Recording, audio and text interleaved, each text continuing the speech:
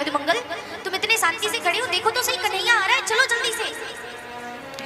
मधुमंगल रुदी हुई आवाज में कहते हैं, गला रुंधा हुआ है और आंखों में आंसू भरती कहते हैं, नहीं मैं नहीं जाऊंगा। सखा कहने लगे, इतने दिन बाद अपना कृष्ण वापस आ रहा है, तुम कहते हो नहीं जाओगे, क्यों नहीं जाओगे? मधुमंगल कहता है, ये कृष्ण ना वो छलिया है, वो झूठा है, मेरे साथ झूठ बोल करके ये गया। अब जब तक ये आएगा नहीं और हाथ जोड़ करके मुझसे क्षमा नहीं मांगेगा, तब तक मैं इससे बात नहीं करूंगा, इसकी ओर देखूंगा नहीं। कृष्ण दोस्तों बाल बाल करने लगे, तू तो बावला हो गया है। इतना करके सभी बाल बाल रथ जोर से दौड़े। आज मैं आपको श्रीमद् भागवत कथा थोड़ी दूर दौड़ते हुए बाल बाल आगे बढ़े थे, तब तक जो भगवान का सबसे प्रिय सखा मधुमंगल है, वो तेजी से दौड़ते हुए ग्वाल बालों को भी पीछे करके आगे भागा। ग्वाल बाल कहने लगे, ये तो कह रहा था कि ये जाएगा ही नहीं, अब ये सबसे तेज भाग रहा है, सबसे आगे भाग रहा है। भागते भागते उद्धव जी के रथ के पास आए।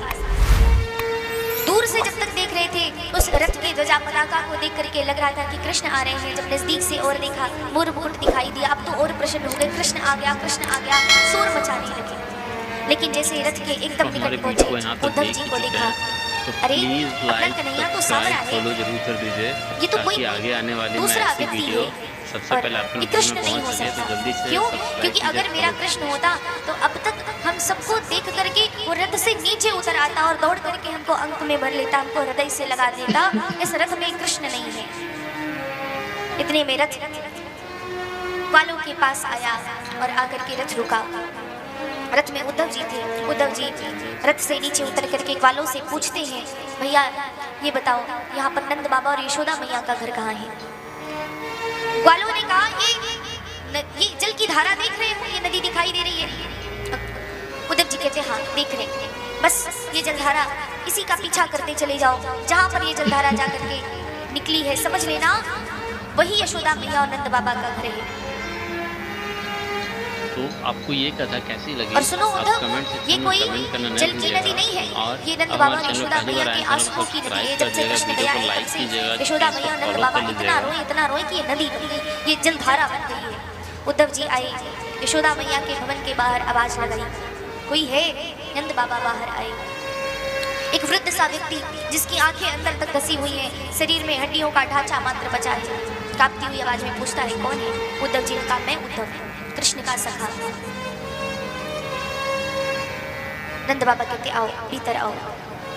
उद्धव जी जैसे आए, देखते महाराज घर में इतने जाले लगे, इतनी मकड़ियां लगी हैं, मानो देख करके लग रहा है जब से कृष्ण गए तब से भोजन नहीं बनाए। घर का दृश्य ऐसा है।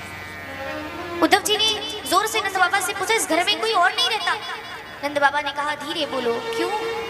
नंद बाबा ने इशारा किया, वो देख रहे हो यशोदा बैठी है, जाकर के देखो। उद्धव जी नजदीक जाकर के देखते हैं, यशोदा मैया जिस पालने में गोविंद लेटते थे, उस पालने को यशोदा मैया ने पकड़ रखा है और अपने हाथों से हिला करके लोरी गा रही है। उद्धव जी ने पूछा, ये क्या कर रही है? इस पालने में तो कोई भी नहीं है। नंद बाबा कहते, ये ऐसी करती है, जब से कृष्ण गया तब से ये बावली हो गई है, उसी पालने के पास बैठती है जिस पालने में कृष्ण लेटता था, लोरी गाती है। और थोड़ी देर बाद जब इसको स्मरण आता है कि कृष्ण यहाँ से चला गया है तो जोर जोर से रोने लगती है। उद्धव जी का आधा ज्ञान महाराज यहीं पर समाप्त हो गया, आधा ज्ञान का अभिमान यहीं पर समाप्त हो गया। उद्धव जी नंद बाबा यशोदा मैया से विदा लेकर के गोपियों के पास पहुंचे और गोपियों ने महाराज बड़ा सुंदर प्रेम का पाठ उद्धव जी को पढ़ाया। जो एक दिन के लिए उद्धव जी गए थे ब्रज में, वो उद्धव जी 19 महीने बाद वापस आए हैं कृष्ण के पास। और कैसे आए महाराज? जो उद्धव जी ज्ञान का अभिमान लेकर के गए थे, वो उद्धव जी प्रेमी उद्धव बन करके ब्रज से वापस आए हैं। ब्रज की मिट्टी में लेटे हुए, ब्रज रज को पूरे शरीर में लगाए हुए हैं, मुख से राधा राधा राधा कृष्ण निकल रहा है। और प्रभु के सामने आकर के सीधे रो के भगवान से कहने लगे, कृष्ण तुम बड़ी छलिया हो। भगवान ने पूछा, क्यों?